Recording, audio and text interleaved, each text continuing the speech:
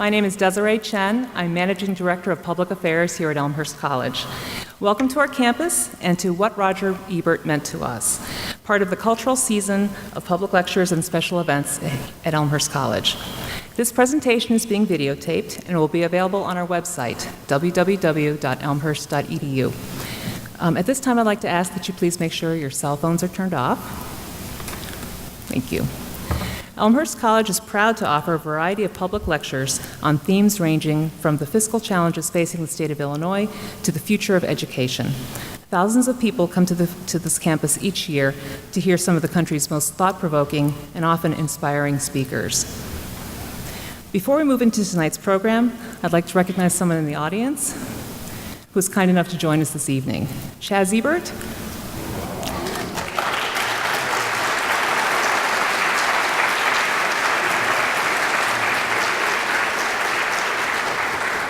Thank you so much for coming and for the work you've done and continue to do to celebrate Roger Ebert and his work.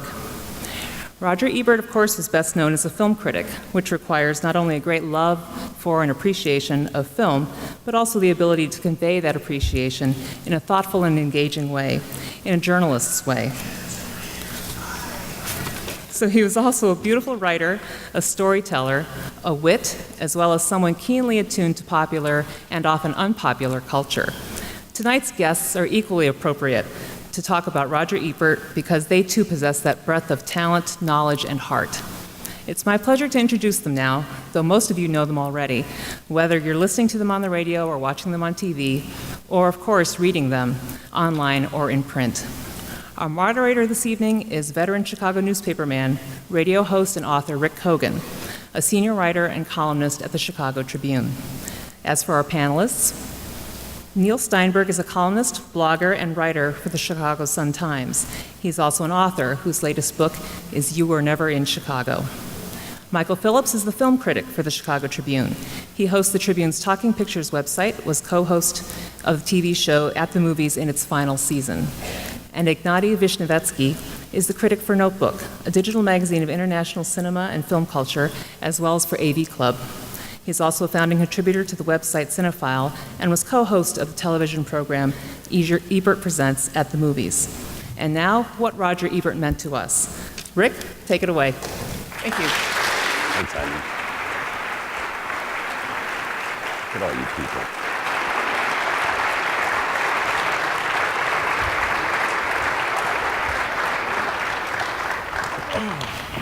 Hey, Chaz, where are you? I don't see you. Right there. There. Oh, well, I thought you snuck in the back. And Christy Hefner, too. That's a nice date. It's great to see all you people out here because I want Roger to, in my way, live forever.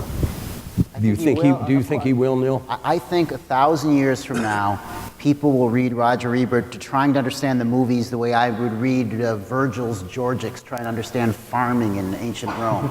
Okay, I know, I'm sincere. They're not going to read Andrew Sarris and other. I mean, because he's a Midwesterner. He's got this wonderful common touch. He's not coming to you from a high intellectual person. He was very smart. I'm not saying he wasn't, but he had this relationship with the reader where he was so excited about these movies, and he's grabbing you and taking you with him. Do you think, we're newspaper guys, do you think much of that had to do with the fact that Roger knew that every day, whether it was 9 reviews or 1 review, he was writing for this vast audience out there. He was writing for the waitress who saved her money to go to the movies. He was writing for the punch press operator. That he was writing for this massive audience. Michael? I think the reason that writing is so good, both for television and for print and online, is that he had that, but it didn't have that strain of trying to appeal to everybody. It had that wonderful air of just trying to get it right for yourself. Just trying to figure out, here's what I thought and felt, and now think about this movie. Now, and and I think where the effort came in with the writing is after that, hopefully, a really pure and true expression of your opinion and trying to make a good argument for whatever your opinion is, I think he had the writing skill and the sort of natural conversational voice in print that connected with all these different people. I mean, I worked at a factory when I was 19, and the show was in the heyday then, or one of many heydays with Gene Siskel. And I was working with guys who saw their first subtitled movie because of that show. Yeah, I went and saw that thing that Roger and Gene were. Yeah, no, well, it was all right. This is Minnesota, and but you know, he got him there, and he got him. It wasn't just for what did they think of the hits. You know, it was for a lot of people. He was the way into the first film they ever saw from you name it, Bulgaria, France. You know. I mean, I think he was the only critic, he and Gene Siskel were the only critics that people were on a first name basis with. You know, that they would say Roger or Gene. They wouldn't say, in a way that you wouldn't say about any other popular critic. And I think that kind of speaks to his appeal, because I think making skill, you said skill when you were referring to his writing, and I think that's very true, because it's easy to write in a simple style. What's difficult is to write in a simple style and still be completely accurate in your observations, that you're not oversimplifying what you're talking about. I think that's what he did, and that's really difficult to do. That he could write in a very conversational way, in a way that was very approachable, in a way that didn't really seem complicated to a reader, that was very, you know, that a lay reader could easily understand. We were talking backstage just before, Yeah. and it's been quoted a lot, and it was quoted a lot around this, you know, all the very difficult months around the death and everything that's come since. But I love it. It's like a North Star for a lot of us. It's the key. It's not what a movie is about. It's how the movie is about it. And that's the simplest way of saying it's not just what the screenwriter did, dummy. It's how that story is told, visually, Michael, every which way. It occurs to me, your friends in Minnesota aside, many people, dozens times more people knew Roger and Gene from television than from their writing. That up, because I mean, we're writers, and we shouldn't downplay. He was on TV for 31 years. Right. Yeah. Okay. Right. And so most people, we'd accept this fact, know him from television. Right, and No it was question. a very folksy sort of, it wasn't some wildly produced things, it was these two sort of, you know, uniquely looking men. Well, I had the I'm just putting in stories because I'm older than these guys. I had the ugly duty of having to review that television program for the Sun-Times when I was a colleague of Roger's. And I'm sure Chaz has seen, and many of you may have seen the very, very earliest episodes where these two guys in the strangest clothes you've ever seen. It looked like something out of Vegas from the 1950s. Yeah. And they were both, frankly, a little awkward on television. They had not smoothed out the rough edges. Siskel had a mustache. Oh, a big mustache, Yeah. a huge, He had a porn huge star mustache. Yeah, it was I mean, a he really had serious. Serious. But it staff. was, and if you had seen that first show, you could never imagine that show going on. Yet it did, and that is where their ultimate big fame. My hope is that someone, you know, now hears about the show, hears about Roger, and doesn't go to YouTube, but goes to the books. Don't you Yeah. agree, Neil? I mean, the writing, I was reading Yeah. some today, and it was just so lovely. The opening sentence of the classic movies book, and I'm going to mangle it, it's something like he said, "We live in a box of space and time. Movies are the windows in the walls."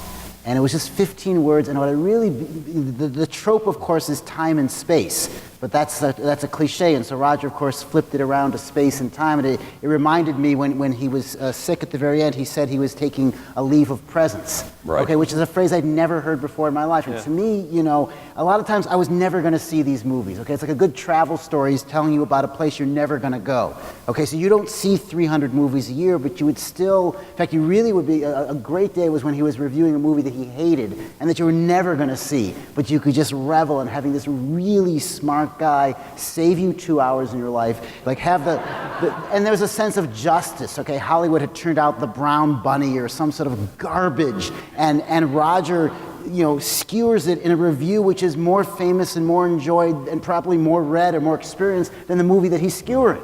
Oh. And so, as a writer, maybe everything to a hammer is a nail or whatever, but to me as a writer, I just love to read what he did.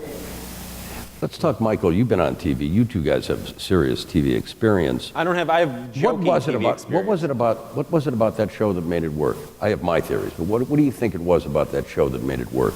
The sweaters, I think you mentioned the clothes. No, they didn't wear sweaters every season, but boy, you can't. I think that honestly, the fact that it started where it started, and that while they improved, they didn't, and they tried different things with the format and all that, and even when they got into the Disney empire to bring it to a national stage, they didn't really muck with the formula. Mm-hmm. You can't really slick those guys up. And, but the other thank reason, God, right? The other reason I always felt is these guys were unusual characters. These were not the kind of faces and hairdos and body shapes that we at the time were used to seeing on television. Mm-hmm. I think that they were two guys that kind of, with all due respect, the kind of goofs who you might find walking out of the theater with you arguing about a certain movie. Mm-hmm. I think that combined with the fact that you weren't sitting in a theater seeing a half hour of previews in those days. Mm-hmm. You were getting glimpses of the films. Yeah, that was a big deal. Yeah, what do you think about that theory? Absolutely, you're right on. You've never been wrong on anything, Rick. I mean, no, that's absolutely right. And people trusted him. People trusted him because they weren't the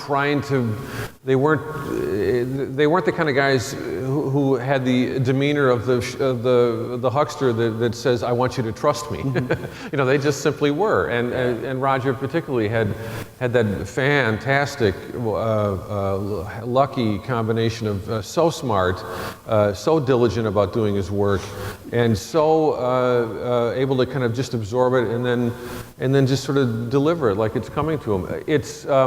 And he was very nuts and bolts practical about writing copy to be spoken by himself on television. He, always said jokingly, but not really, you got to kind of throw in all the cliches for TV copy that you get out of the way in for the newspaper. Yeah. So, in other words, embrace the simplicity.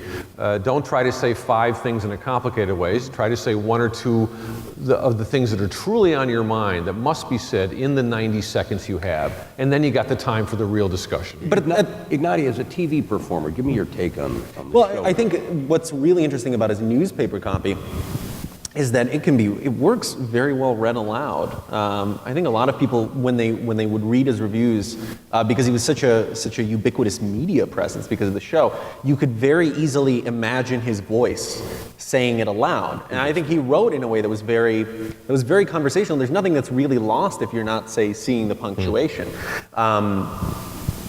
Which I think contributed to his appeal. I mean, he was the same in print as he was on television, and that when I did the show, I found that to be incredibly difficult to do. I found it really difficult to write for. It took a long time for me to learn to write for a teleprompter, to learn to write for the spoken voice rather than for the page, and to also maintain the same kind of critical perspective between the two. Whereas I feel like that's something that he really mastered, is that he was the same critic in 2 minutes of television as he would be in 600 words on a printed page. And that is not easy to do. It's very easy to feel like an idiot when you try that early on, where you just feel like I'm an idiot. I can't get my complicated thoughts together in 3 minutes, and it's very hard. I think being yourself on television is generally much more. Is very challenging to be yourself on television. I think the great thing for me is in the latter days of the show, when Roger did not have a voice, he asked Bill Curtis to voice over some of his reviews. Remember, they'd have one review, and then he asked me. And I don't get intimidated much because I'm like so old, but I'm like, oh my God, I'm reading Roger's words. Yeah. Roger wrote this to be spoken on television. it was at the same time very, very intimidating, but one of the biggest honors I've ever had. And it was beautiful to read. It was like reading some kind of video poetry or And something. he had Werner Herzog, and he had, I mean, look, and you Yeah. could, he was having fun. I mean, that to me was the most astounding thing. I remember, I kept thinking I would be like under a box somewhere whimpering. Okay, and Roger's out there on the Tonight Show showing off his new voice synthesizer and stuff. I mean, he took like this horrible hand. He didn't have to. He was rich as God. He was famous. He had this wonderful career. He could just hi-ho off to Michigan and be done with it, but he loved the work. I think that's what informed, at least my impression of it was, he loved to do this, and he was going to do it up to the last second and did. The thing, too, is it is in such, the way Roger confronted this was in such stark contrast to the way Gene confronted and dealt with his illness. He withdrew totally from even his best friends, and it's a mystery that lingers still for me. Neil, when did you first meet Roger? I met him by sitting in his empty office. When I joined the Sun-Times 26 years ago, we had so many staffers that there weren't enough places for them to sit. And since Roger wasn't in that much, that when he wasn't there, I would sit in the opening shot from the TV show, and they would all the little wind-up things and stuff. Did and you touch things? Of course I did, but I would look at where they were, and so I would take it, and like some little Mickey, and Mickey would go, and then I would put him back, and so then Roger would come in, like in my perception, once a month, and it was like he would tell jokes. He kind of would come in and sort of yuck his way across the newsroom, sharing his jokes with people, and everything would stop, and everyone would sort of gravitate towards him. And at first, he was a famous guy who I knew. Okay, and then when I started writing books, he was a famous guy I knew who would blurb my books, okay, or come to my book party. And so to me, whenever people are saying I was his friend, I'm like, well, no, I was like the junior, sort of the farthest Neptune in the universe, sort of trying to warm myself off his distant But sun. you were predisposed, you knew of him. So when you finally met him, was there one moment? We had lunch. Get out of my office. No. He wasn't that Quit sort. touching my stuff. Yeah, no. It wasn't. He was. It's that thing. Roger was kindness itself. Yeah, no kidding. If there are Roger Ebert being a jerk to you, I mean, Mike Royko, that's all we have, right? But he was always nice to me. He was always helpful. In 2004, I applied for a Guggenheim for my hat book, and it was like this complex, multi-part form where he had to write essays and fill things out and stuff. And Roger did it. He barely knew me. Okay, and so to me, and I would see that with bloggers who insulted him. Okay, there'd be some putz who, online was like saying all this horrible stuff, and the next thing you know, he's under Roger's wing, and the kid is whimpering for being a jerk and calling him fat, and Roger is saying there. So I mean, to me, he was only kind. Michael, you had an interesting first encounter with him. At the festival? Yeah. Yeah, I mean, as a first extent, I met him at the screening room. I got hired by the Tribune 10, 12 years ago to be the theater critic, replacing Richard Christensen, and then moved back over to movies, which I had wanted to do for a while, a few years later, and met him in the screening room. Which is like not really meeting him. Not really. It's but the first year I covered the Cannes Film Festival was probably Roger's 25th or so, and that is a tough. It sounds like it's a wonderful festival, probably the greatest in the world. It's not easy as a first-timer, a technologically challenged first-timer trying to figure out terrible equipment the Tribune has lent you to try to cover this stuff, and it's a 12-day festival. I felt like I was getting run over by the same truck 12 times, and Roger caught me whimpering on a curb one morning, and just a tough day, and I just said, and remember Ted Knight, Ted Baxter on the Mary Tyler Moore Show was like, please help me. And he just, in an hour and a half, was like, hey, let's go to this breakfast. It's a press breakfast. Do you know about it? And I said, no, I don't know about it. Yeah, let's go over there. I'm not going to just meet so-and-so, and don't stand in that line. You can stand in that line. You have a white badge. There's very codified 17 different badges. The caste system is very strict. Okay. Half an hour and a half, and then Roger, ostensibly a competitor, right? Sometimes Tribune. What good does he have? Why would he help me, right? As you say, kindness himself and itself. And he just really loved, without kind of putting on the show, he just loved helping people do better at their work, And I think that's why the criticism is so good because you can sense that even in a pan, he's not giving up on people like as humans.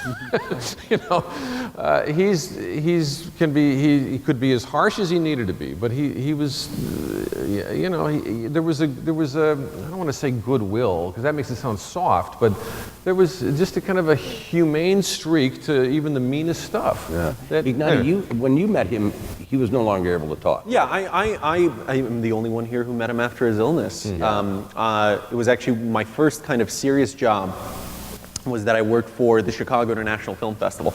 And because I didn't know how to drive, which I guess I should tell you now, Michael, I drove Michael here, that I've only known how to drive for like, 4 years. that was actually kind of a nerve-wracking drive out here. So, because I didn't know how to drive, the job I was given was to actually, at the time they were still doing celluloid. There was very little digital projection. So my job was to schlep these big film cans. They weigh a lot. I'm kind of a scrawny guy. Into the theater to, from the van and back to the van from the theater. And it was in the weeks leading up to the festival, they were doing press screenings, and they arranged a special screening for Roger, and they did it in this totally nondescript building that is next to Rock and Roll McDonald's, or formerly Rock and Roll McDonald's in the Loop, which had just been the Dark Knight production office. So the Dark Knight had just moved out, and they still had all of their phones and stuff left over, and they had this nice soundproofed screening room. And I had to show 2 films to Chaz and Roger, and everyone was really afraid of for some reason they were kind of terrified of Roger. So, I don't mean the higher ups, because it was just the people, the projectionists, all these other people working in the lower positions of the festival like myself. And so as the junior member of the staff, they said, okay, you should go ask him whether his seat is comfortable. Because they were all afraid. And Roger's sitting in the middle of this theater in this director's chair next to Chaz. And I was like, I'm a little bit worried about going to ask a question to Roger Ebert. They're like, no, go ahead. So they essentially pushed me out into this theater. I came up to Roger and I said, Mr. Ebert, is your seat comfortable? And he just went like this. And then I went back to sitting on a bench outside of the theater while I think Roger watched The Last Mistress. And waiting to take the print back. But then I didn't, and then over time I became a critic. I was already writing criticism, but obviously not professionally. And so I would see him around more and more in the screening room. It's funny, Rick, I didn't think of this, but before I actually met him, I saw my parents live in Boulder, Colorado. And he for 40 years went to this Council on World Affairs. In fact, they saw him talk, and he would talk about alcoholism or about how his difficulty of having love before he met Chaz. And so the time I went, it was like the 90s. I mean, I was on staff of the paper, but I don't think we'd actually spoken. He was showing La Dolce Vita, like frame by frame and stopping it. And what really amazed me, what I took away, and my memory was over several days, because it's a 2-hour movie, and when you stop it every 15 seconds, it takes forever. Yeah. And he would literally, like every scene, he would point things out in the background, and the Fellini's composition, and blah, blah, blah, blah. And the thing I took away, and you're just sitting there like this, it's amazing. Years later, I'd never seen the movie before. Years later, I went and saw the movie, and I'm looking at it after the first 20 minutes, I'm thinking, like, where's Roger? Without it, and it was the depth of his knowledge was incredible. That was a wonderful thing, what he wrote about that Fellini film, in that he talked very openly and just straightforwardly about how that film, great films, or films that mean something to us, they say one thing to us if we see them when we're 15, 17. You're falling in love for the first time with the film at a certain age. You revisit that film as 20 years later, you're a different person, you have to be. And he, more than any other critic I know, was the most astute about how a relationship to a movie changes over your lifespan. And you have it is a different experience. And he was so good about getting at why that is, one thing that occurs to me is Roger, too, and I've met only very few of them, I think Neil is one of them, was born to be a newspaper man. For those of you of a certain generation, you know how important that is. Now it would be like committing suicide, I suppose. But I really do believe that. I remember And if any, here's an offer for you. Roger's first byline in Chicago papers was an ode to Brendan Behan, who had just died, that my father bought for $50. How many remember the old Panorama section in the Daily News? That's sad. I'll send it to you. You have to send me. This is not available by email. You have to send me a letter at the Tribune, and I will send you a copy of this. It is beyond precocious. I mean, he's 19 years old, and the thing is stunning. Talk to me about that, Neil. He may not have been world famous. He may not have been rich. Well, he was an English major. He was accepted in the University of Chicago. Yeah. Had been writing for newspapers since he was 15, been selling, downstate. He was someone, I think, who was going to be, I don't want to say famous, because TV makes you famous. Right. Yeah. So he would have been Sidney J. Harris, or he would have been someone, he didn't need the movies, okay? I mean, movies are a wonderful subject because you have these complex artistic things that are being thrown at you constantly. Okay, but he could have gone into other realms. He didn't decide, I'm going to be a film critic. It was Bob Zonka or someone called him in and said, okay, kid. I mean, he's 25 years old. Okay, so think of how young he was. And so to me, I mean, that's what being a newspaperman is, in the sense you have to be interested in everything. You have to take direction. You kind of grow where you're planted, and you try to bring your art. I'm doing the 50th anniversary of November 22nd, so I was going through some of the papers that week, and I came onto one of Eleanor Keene's reviews. Okay? The woman who reviewed movies before Roger. Okay, and it was like reading a report from 1820.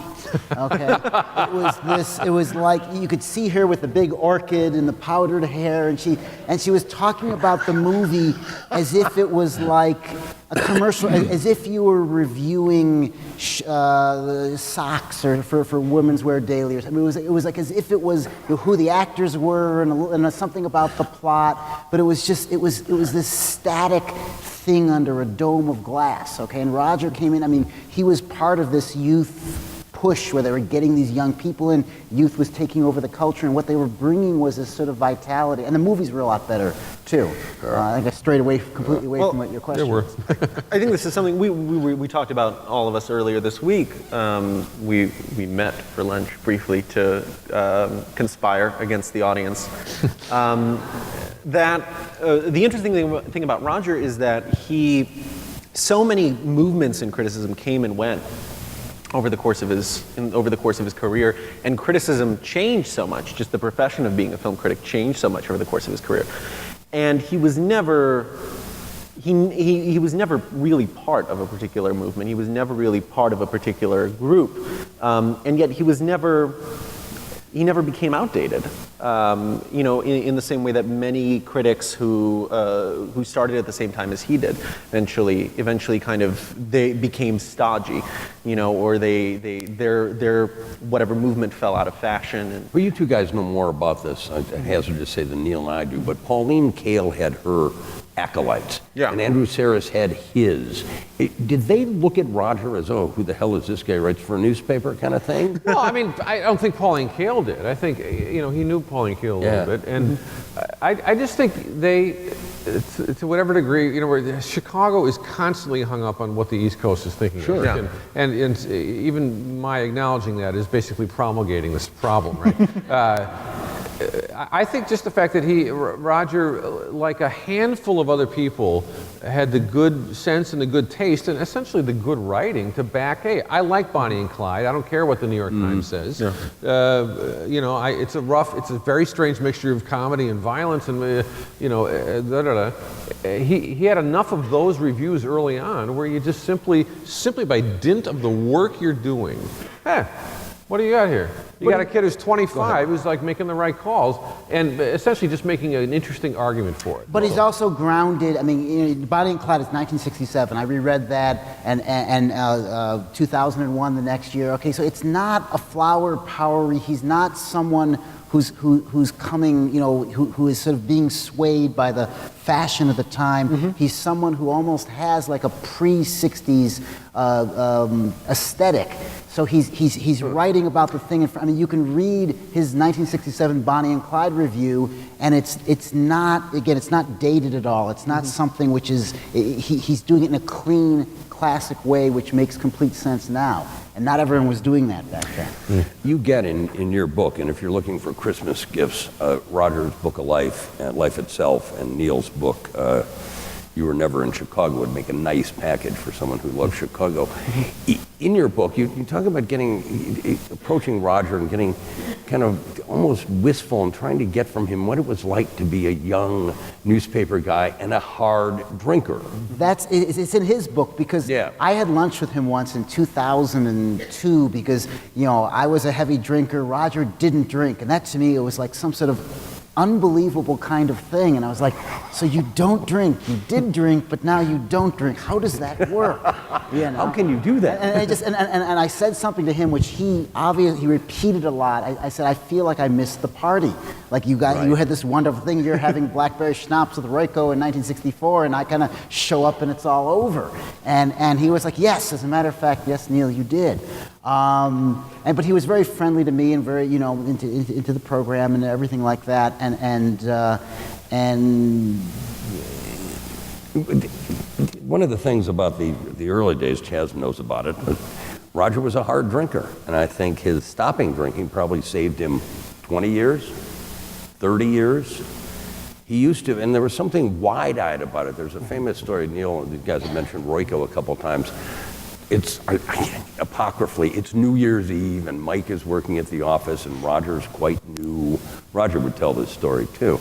And Mike goes over to him because he admires his running. He said, "You need a ride home?" It's snowing crazy outside. This may even be in Roger's book. It's in Chicago Stories. Yeah.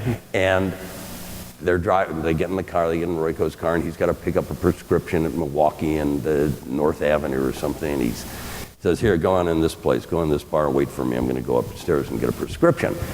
Mike goes up, Roger spends about 10, 15 minutes in the bar, comes back out, picks him up, and Roger is like, I can't believe how interesting hockey is. And Mike, what do you mean? I can just hear Mike, what do you mean? Well, I was watching the game, and they're scoring all the time. And Mike goes, "Those were the highlights, lad."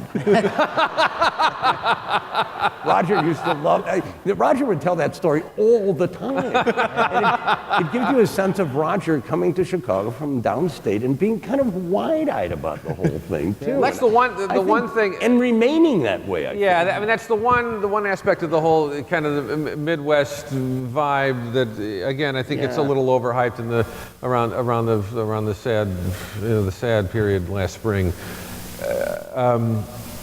Some people that really mean a lot to us, if they happen to come from anywhere in the Midwest, you look at the national response to that death. I'm thinking of Johnny Carson. And there was so much blather written about Johnny Carson about, he never lost at Nebraska. I mean, this Malibu slick, we tuned into Carson when I was a kid, not because it reminded us of us. It was much more that he was this sort of like paragon of, Malibu cool or whatever. Roger, very different. I mean, he lived this singular life that just happened to start where it started in Champaign-Urbana, right? And completely shaped by his experiences in Chicago, and just kept on living, as you always say, Neil, in every direction. Great cities around the world, just so curious and interested in so many different pursuits. And the one, maybe the one substitute he really needed and got when he kicked alcohol was, I was lucky enough to have, to be a dinner party at Roger and Chaz's with Scott and a few other people, and just to see how Roger and Chaz were together, and this is after he lost his voice. To me, I thought, well, A, this is love. B, this is like a drug, and these people feed on it, as we all do. And if you can't get it from alcohol, and which you shouldn't, this is where it needs to be. And that it just struck me then. I thought, this is like this sort of warm bath of experience. And wonderful. Thank you for that dinner party, by the way. It was great. Well, there's no diminishing Chaz's role in, not just because you're here, in Roger's life. You read, Roger was with Epi Letterer, Ann Landers, having dinner at the old Ricardo's, now 437 North Rush, and was like, and I can just see Epi fueling this. He's going, who's that beautiful woman over there? And they introduce, and that's when they met. I'm not wrong about that. I mean, without Chaz, and not even Chaz in the last years, when you read Roger's book, Life Itself, you will read a love story. I've never told anyone this, and I probably shouldn't tell you this, but I'm going to because it's germane. You know, when Roger first got sick, they asked me to write his obituary because I knew him and I'm like the obituary guy. And I did. It was very hard. It was difficult for me, but I got it done. And as I worked on it and he got better, thank goodness, I thought, I'm going to show this to him because I respect him. He's a good journalist and he will have the distance to help me if anything's wrong with this. But I didn't because of Chaz. I thought he's going to want to move Chaz up to the third graph. And, you know, and she belongs there, but not in the third graph. You know, I've been in the eighth, whatever, you know. And I didn't for that reason because I said he's so, you know, he's going to want her there in the lead. You know, Roger Ebert, husband of Chaz Ebert, died, blah, blah, blah, and I can't do that, you know. But I shouldn't say that. But I'm saying, you've read the book. Neil and I both reviewed the book for our respective papers, both wrote the obituaries for our respective papers. It is, at its heart, a love story. Absolutely. He says that. He says that No question. It redeemed his life. And you know, we made a video that day, and that's what I tried to bring out, because I think people didn't realize it all the time. You know, I don't think he could have, I mean, to me, his post-sickness career is in its own way as extraordinary as his movie career. I don't want to diminish one, but it was something so unexpected, the Esquire picture and how he behaved and how he presented himself as a person who was disfigured, as a person who was dying. Okay, I mean, the big fear or relief I have is that when my time comes, I'm going to think, God, I can't even write about it. Roger's already been there. He's done this. Yeah. You know? Well, it is. I think, and tell me I'm wrong, fellas, it was inspirational to anybody suffering any kind of physical malady. The first time he came out to, I'll give you my mother's AA story. The first time I saw Roger after he stopped talking, he came to a memorial service for my mom, where else, upstairs at Ricardo's, and no one had seen him. There weren't many people there, and we were kind of shocked. And he came in, and I said, thanks for being here, and I expected him to speak, and he didn't. And he said, took out a little pad of paper and said, wouldn't miss it. And I thought about the bond he had with my mom. When he first came here, he'd come to parties at our house. My father helped get him hired, but that's beside the point. Many, many, many years later, when my mom was in kind of rough shape, Roger first tried to convince me to stop drinking, and that didn't work, so he took on the harder case, which was my mom. Much harder case. And he got her to an AA meeting up in New Buffalo. And my mother's reaction, she calls me, where have you been? I was always been. Well, Roger convinced me to go to to an AA meeting with him up in New Buffalo, near where Roger lived. And I said, God, that's fantastic. How was it? Well, you wouldn't believe what a horrible drunk Ron Majors used to be. Not supposed to say that, Rick. Yeah, I know. And I'm like, what do you mean? Well, he told this story about riding a horse backwards when he worked in Alaska, and Roger told this fascinating story about one time at our house, he got really drunk. And I go, Mom, it's Alcoholics Anonymous. Anonymous. You're kind of blowing. And she goes, oh, nonsense. But she did. She stayed in, and it prolonged her life, and she ever thanked Roger, and she was in love with Chaz's mom. Big Mama, right? Big Mama. Every time I saw Roger at events and things, he would take a piece of paper and write the same 3 words. He'd write, saved my life. Give it to me. You know, yeah. And he was very, you know, as far as when you did stop drinking, did you hear from him at all? I mean, or about your no, drunkard? because we weren't friends. Yeah. He you know, I didn't hear from many. I heard from Phil Corboy, and but no, I didn't. People asked me that, but I didn't expect to, because I'd been talking to him before, and so he had had given me his input, which was don't drink, go to AA. Yeah. What did you guys all think about, in the wake of Gene's death, the transformation of that show with various guests, and then our mutual friend and colleague Richard Roper finally filling in? Mm-hmm. What did you think about it? Did you think, in some ways, I thought, much as I love Richard, I thought, you know what, You guys were it. You guys were it, Gene and Roger. Well, you couldn't win, right? I mean, you know, but it was wonderful. It was wonderful trying, you know, because you're just wrestling with the icons the whole time in your head about Roger was a devil. It was wonderful in terms. I wish I'd saved these, and I wish I'd saved every single goddamn email I got from that guy. But he was wonderful and hilarious about well, here's how you can get Richard. You know, you know, because I was the first couple tapings when I was filling in, I really was just, you know, all I remember I was kind of, you know, still talking. He's still talking. You know, and 90 seconds would go by, and then the segment would be over, and I would be like, it was like he was debating with Buster Keaton, you know, and it just wasn't working out. And Roger, you know, again, very succinctly, three points. He says, try this, try this, try that, and then you'll get him. You know, and a lot of it, you know, it was affectionate, and it was just like, it'll be better television, idiot. You know, and it was all about just sort of pick the one thing you must say. You have this much time. Say it, and you know, there's ways to interrupt. You don't want to, you know, you don't want to be the you know, I had a certain amount of disdain for the kind of Fox News sort of style of just sort of like forewalling the conversation completely so nobody can say anything. I thought that's not a debate. That's just monologuing.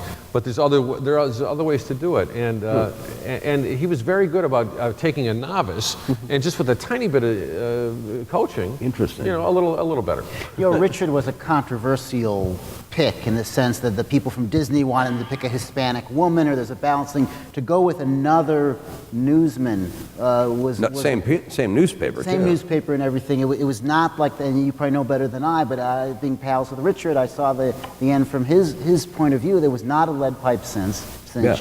And there was a learning curve, because, you know, even for someone as slick as Richard, he had to kind of jump into that like that. No question. There was a ton of, we both know, there was a ton of resentment here, too. There were people colleagues of mine at the Tribune would come up and say, why did your friend Roper get that job? I go, I don't know, because he looks good on TV, and he knows how to talk, and he seems to know some, you know, and they were literally saying to me, I should have gotten that job. Not me, but they. And I'd go, why?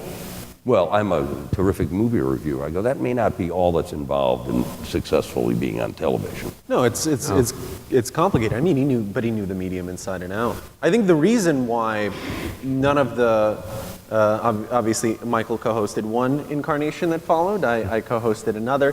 I think the disadvantage of both of them was the fact that, and this is something that came up earlier in the conversation, is that the early Siskel and Ebert episodes, the coming soon to a theater near you, not really great. No. Because they had years to develop when really not that many people were watching the show. And by the time they started to really get big, they'd been doing it for so long, which actually was kind of an advantage for them that I think later incarnations didn't have, because that dynamic takes a long time to develop.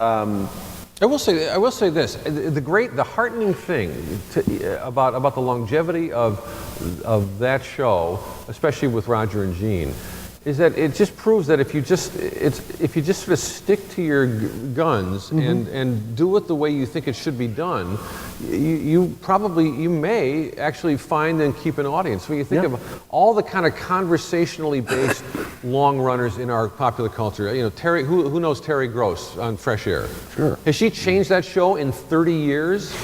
This much? You know, you name it. There's so many examples of that.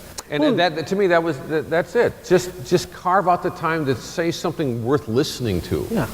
And it was also a really simple format. I mean, it's very sturdy and very durable, because it's so simple. Two guys talk about a movie, they give it a thumbs up and a thumbs down, and that's about it. Then not big production costs either. I mean, when you think about what you've got there. But also, it goes to the point of both of those guys, of Roger and Gene, being who they were, that being genuine on air, and it works on air. Yeah. Yes. Yeah, and I think people forget that they were very different types of critics. Oh. Not just argumentative, similar types of critics, but I mean, Roger had an expansive knowledge of world cinema, Gene, no, not interested. I mean, not as interested, certainly. And he would never make the claim that he would be. I mean, And- Gene went to the Cannes Film Festival 1 year Yeah. just to see what it was like. I mean, I think, we're not, I mean, no offense to Gene, wonderful guy, but we're not talking about his reviews and how he's going to You live never 1,000 will. years. No. He There's no was someone, he published loved the collection of Bulls, he Gene's was films. into... He was- bought John Travolta's white suit at auction from And in a sense, Saturday Night Fever. that's what made it work, because you couldn't Yep. have two Roger Eberts Exactly. talking to each other, because you needed to have, the sort of the Gene was kind of had the hot chair, or however you want to say, what he brought to it. But it was, and Roger wrote about this, Laurel and Hardy, then tall and fat, and all, et cetera. But it was like Dumb and Dumber was like regular and regular-er. Yeah. and it was just the most everybody had, and it often changed. One week you'd think he's my guy. Yeah. I agreed with him 3, and then the following week it'd be like, actually he's my guy. And it just proves how kind of different, malleable these relationships are we have with the people What who about, are in our we're going to lives. take, I'm sure you have some questions. We'd love to take some in a couple minutes. I'd like to know, Michael and Ignati, Neil and I don't have to do it and didn't have to do it. This was Roger Ebert's town as a movie critic. That's a big, big, big shadow. Do you feel it? Have you felt it? Felt it then when he was alive, feel it still, certainly. But he was a mentor and a colleague and a friend when he didn't need to be any of those 3 things. And I think never stated this directly, but really it was just he wrote enough really lovely things about my stuff when I was even just doing theater before film that I just thought what he's saying, I think, is just keep on doing it, and just he knew, and I think he respected this in any situation. People who took the time to do the work seriously, to do the research. And then and this is the struggle I have every week, know how much to use and how much to throw away. Yeah. You can't cram it all in. And that it's all about, that's always what he said, TV writing, regular writing, just what do you need to say about this? What is on your mind? Don't write a review that follows some sort of notion of what should be in a review or what a review is like, because then you fall into a formula. And so anyway, it's a huge shadow, but it's also kind of a But sun. also inspiring too, Yeah, I mean, and I, obviously working with him, he was hugely supportive. I mean, it's kind of a big part of his legacy is his support of so many writers, not always professional writers, often bloggers, his far-flung correspondence. So many of the people currently writing for the website. I mean, that's for RogerEbert.com. And it's a great legacy. The interesting or the odd thing is I didn't grow up actually reading Roger's work or really even watching the show. Most people start with Roger. That is their first film, or for most people of my generation, for most critics of my generation, the first critic they read was Roger Ebert, and then they moved on to all of this other stuff. And I kind of went backwards.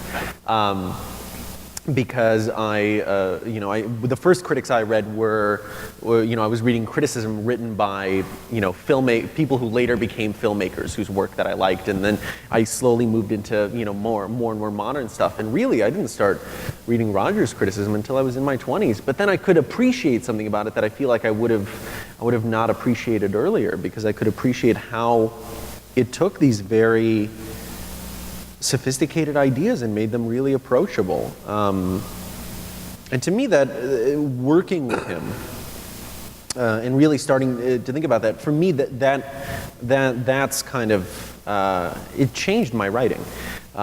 It literally changed my prose voice, because I started thinking about readers in a very different way, and about trying to convey things in as few words as possible rather than as many words as possible. My reviews got shorter and shorter and shorter and shorter. Nothing wrong with that. And my sentences got less and less complicated the longer I worked on the show with him, and kind of the more, because working with him, I was always also constantly thinking about what he was doing in criticism that made it work with a very broad audience. I would say that, I think, go ahead. Okay, I would say this, and I think this is true, as sharp as he was on describing and evoking the style of so many great international directors that he loved, Bergman, Fellini, all of them. I think that the prose style we're all talking about is much closer to, and these are very different filmmakers, but much closer to what the kind of bodies of work that you saw in Frank Capra, Howard Hawks, John Ford. Simple classical beauty. And it's economically, just economically expressed, straight to the truth. That's and how it was, Roger wrote. if he liked a movie, you knew it in the first sentence. It will be I mean, fascinating, don't you think, to watch these two fellows review the documentary that's being made about Roger's life by Steve James and some of the other fellows who made Hoop Dreams. They filmed a lot of it. I saw Steve James Friday out in front of the Tribune. I said, "Hey man, this is the wrong building. This is the wrong building. It's going to premiere at Sundance, as far as I know, in January, and it's something you all should see. But you also have to buy the book, Life Itself. And now you are free to ask these fine gentlemen any questions you would like. And we will give you any answers. Oh, wow, good hands. Look at all the hands. There's some. If you have a question for the panelists, if you could please come up to the Hold side on. aisles. We didn't hear that. One more time. If you have a question, could you please come out to the side aisles? I have a microphone, and Sadat Don't has be a shy. microphone on that side. We're going to turn up the chandeliers. This is a lovely space, by the way. Yeah, this is nice. It's beautiful. Yes, sir. Let's see if this works. Hi, I have a question for Michael. You have an interesting relationship with Roger as a direct competitor. Was there ever a film that you read Roger's review and thought, no, Roger, you're wrong, that you really disagreed over the film? Well, it happened all the time. I mean, we disagreed a lot. And of course, I would never read him before I wrote myself. It was all just kind of like, oh, here we are on Thursday or Friday, right? Yeah. Looking at the stuff, but all the time. And he loved kicking it around by email after that. Now, I mean, he wouldn't do it routinely, but it would, now and then he would be like, and it tended to be on something, there was a significant difference in star ratings, like 2, 4, or sometimes the opposite. And he really loved kind of like, it's interesting. I never would have thought, just in a very kind of collegial way, wanting to kind of keep the conversation going a little bit. All the time. I mean, He did give 4 stars to Hellboy 3. So, I mean, the man was fallible. He would want us to point this out. When he reviewed The Graduate, he said it's a good movie, but it's got these windy Simon and Garfunkel songs that just wreck it. And so, I think Roger would want us to point that out. Yes, sir. Roger was so perceptive in understanding movies, and I would understand that he would go to the screenings, and I would read his review before I would see a movie, and then I would go to and back to his review afterwards just to understand a movie sometimes. Did he ever see movies 2 or 3 times before he wrote about them? And was he ever edited? You mean like a restaurant critic would go to a restaurant 3 or 4 times? No. Honestly, Chaz, you might be able to answer. Reviews based on one Chaz would be screening? able to answer this question. Can we bring the microphone over to Chaz? We should. No one can speak to him better. Hi. Usually he would write a review after seeing the movie only once, unless he saw a movie at a film festival or saw it like 2 or 3 months before. Then he felt he had a duty to see it again closer to the time the movie opened. So there were times that he saw movies more than once, but generally once. Was he ever edited? Edited? At the newspaper? You mean? Maybe Chaz lent a hand Neil every knows once that, in but a I know while, the but I answer to doubt that it. too. You have to ask Laura Emmerich. Roger had he had an editor, of course, but he had a reputation for not needing much editing. They called him first draft. Yep. Yeah. Totally. Yes, sir. Yeah, hi. I my question might also be answered best by Chaz. I've read almost not every review he ever wrote, but we have all the books from 1989 in terms of his reviews, and every time I see a movie, then I go to Roger's review afterwards. One of the things I've noticed is in his movies up until probably about 10 years ago, he was a fairly typical critic, half good reviews, half poor reviews. But over the last 4 or 5 years, lots more positive reviews. And I wondered if you guys are aware of it. I wonder if he was aware of it. And I'm not even going to ask why. I just wanted to know if he knew. I assume he knew what was going on. I just want to confirm that. I noticed that. I just assumed he was becoming kinder, that he had sort of stared into the abyss, and that he was just more generous and maybe more happy just to be alive. I mean, that was my perception, especially after the Hellboy 3 review. I think it's Hellboy 2. It's Hellboy 2, I'm sorry. Yeah. Which is a good movie, by the way. I also have an answer to that question. There was actually a university that undertook a study of Roger's reviews over the years, because there was this general perception that especially the last 7 years of his life, after he lost his ability to speak, that he started giving movies more stars. They did some sort of mathematical study and found that was not true. That his spread of stars from the beginning of his career to the end of the career had about a statistical, I forget the word, a deviation. You know,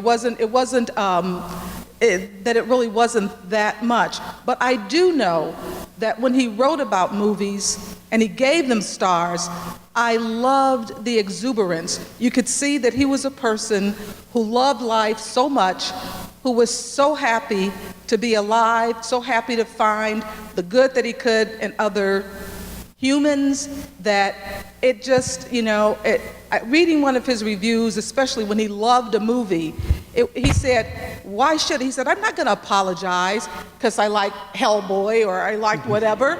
He said, I'm not going to apologize because I was sitting in there and that's the way this movie made me feel and that's what I should say about it. Mm-hmm. And I said, right on.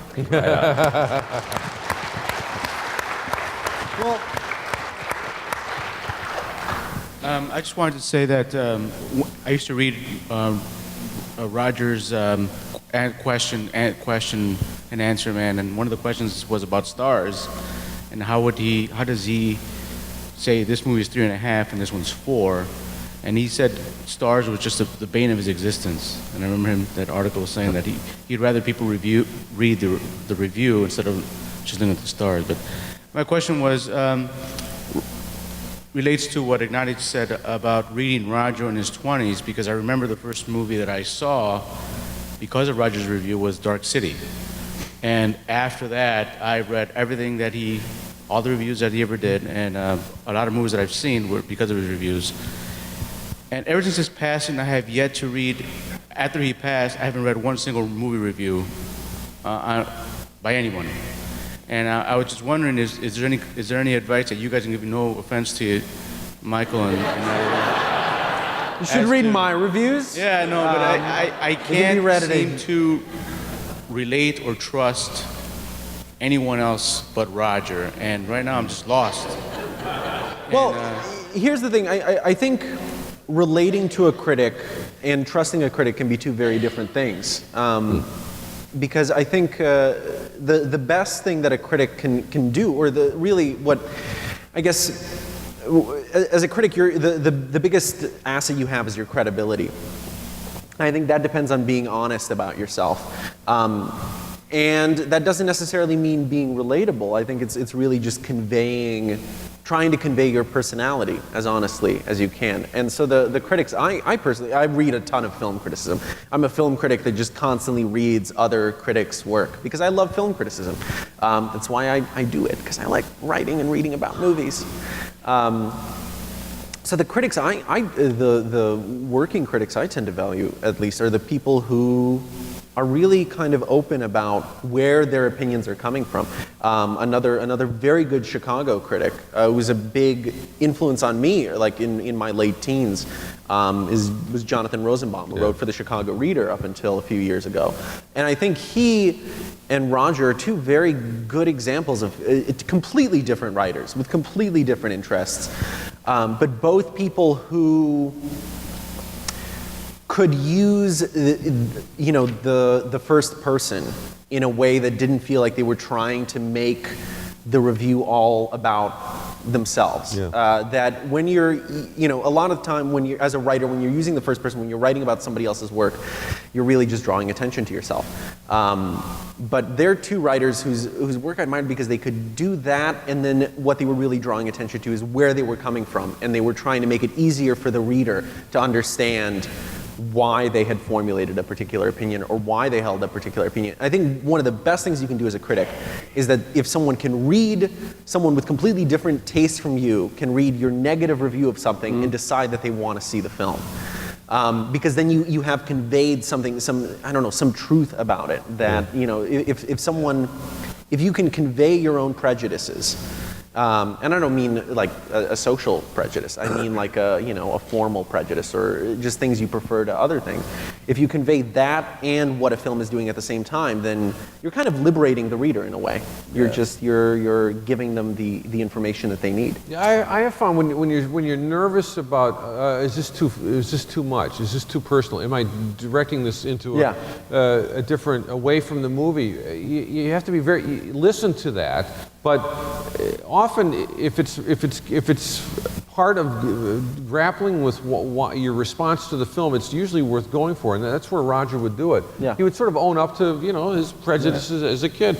Like myself, the fact that everyone's got genres, types of film, genres they love and have loved since childhood, and others you grew to love maybe later, much later. And like for me, I didn't grow up on westerns. It took me till I was 35 to find some westerns, great or B-level, that spoke to me.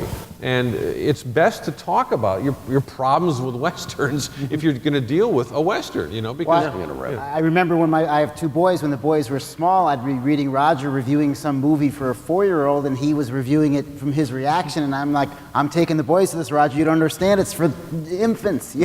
Yeah. We'll take 2 more questions. Sir, this guy's already interviewed us before. Yeah. He's a film critic here at Elmhurst. Well, haven't you asked us enough?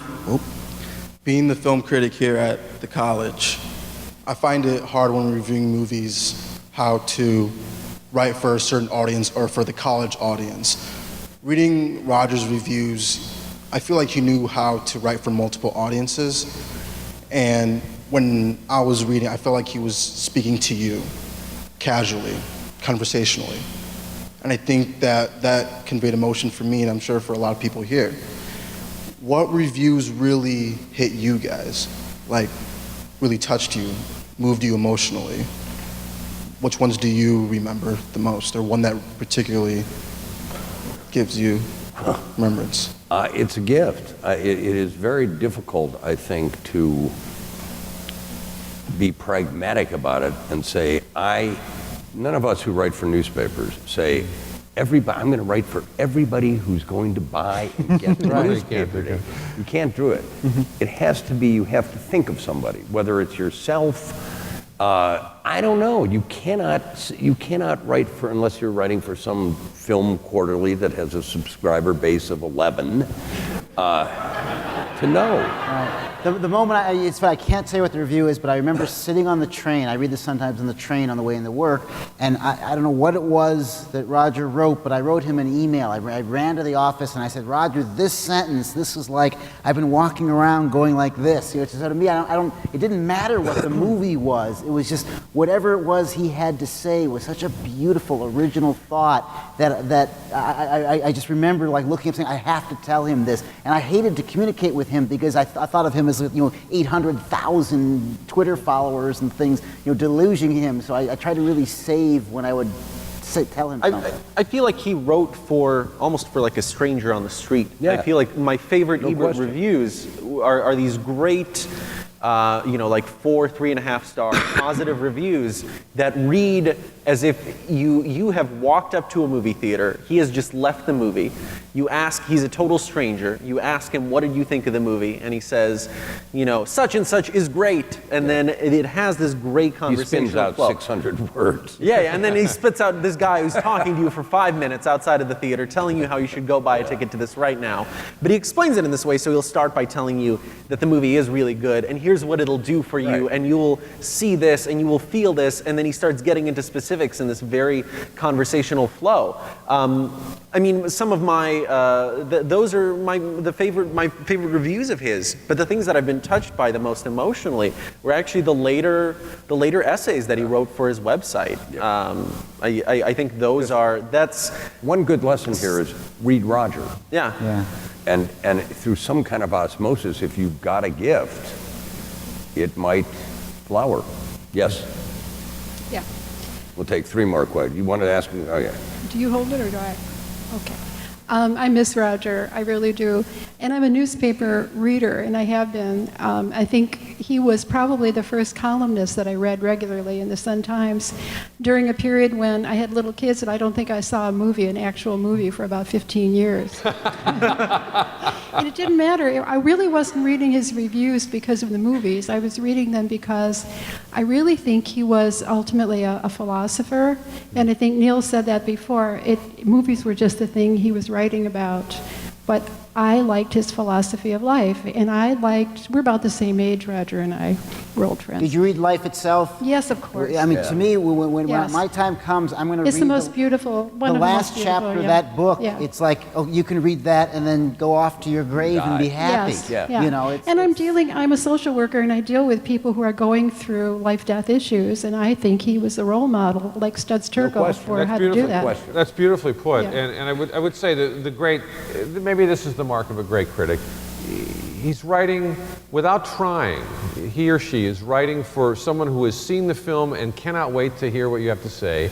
And he's writing for somebody who may see the film someday and may never have seen it except for this review that makes it sound more interesting than originally you thought. But it has to work. A review has to work for somebody who's seen it and who's somebody who might see it. Right. And also for someone who may not even be interested in the medium. I always Who would that be? I remember reading an interview with Dave Kerr, who was a critic at the Chicago Tribune. Yeah, Tribune. For a while, where he talked about how one of his favorite critics was Arlene Croce, who was the dance critic for The New Yorker. Even though he had absolutely no interest in dance.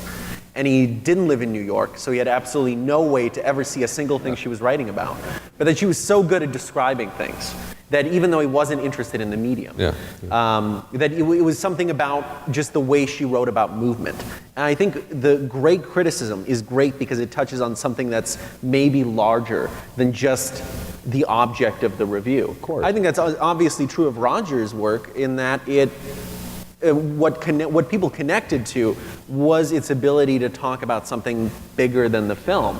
And it's kind of what made him. It's interesting because he didn't really have that really serious stylistic prejudices in the way that a lot of critics do. In the sense that he was willing to adjust from film to film, but his values kind of stayed the same. There's that young man. You get the honor of the last question here, and I'd like to thank all of you for coming out and remembering Roger and keeping the flame alive. And I'm glad you came, Chaz and Christy. And what about these 3 guys? Go ahead, young man. Yes, of course, like everyone here, I was in love with Roger and his reviews. I've had in my whole career of making movies, writing them, directing them. I'm a film student at Columbia. I've only had 2 mentors. That is my mother and Roger Ebert. So my question is, I've noticed that over the years of reading his reviews, there would be certain directors that he would seem to give favorable reviews to, like whether it's Tarantino, Terrence Malick, or Fellini. I felt like he always kind of favored their movies over others. So my question is, would there be like a certain director or actor that you think he would give a favorable review to just because like it was the director or the actor, regardless of the film or not? Well, I will answer that. I think it was because they made good work. Nonsense. Yeah, I mean, it's like if you like people, you might give them a slight break. But I think Roger was fair across the board. What do you critics think? I think he was fair. Yeah. And even if when I disagree with him, there are certain directors that he really loved that I'm not that big on, Right. and certain directors that I absolutely love that he routinely would give negative reviews to. I don't think it was based on some kind of. He was not a strict auteurist by any means. He was not the kind of Right. person who tended to view everything in terms of a director's body of work. He was always going on a film-to-film basis. I think it was because those directors explored themes that resonated with him. Yeah. He liked Russ Meyer, though. I mean, he did have like Yeah. guilty pleasures. So I don't. Well, Russ Meyer explored a theme, a visual motif. A theme which he had great interest in. He often Right, if you all explored. wanna come- I think he often explored two themes at once. Yeah. And if you all want to come back here to do this again, I will tell you, having drinks with Roger and Russ Meyer on the porch of his house on Dickens Street, I'll save it for next year. Thank you all. Thank you so much.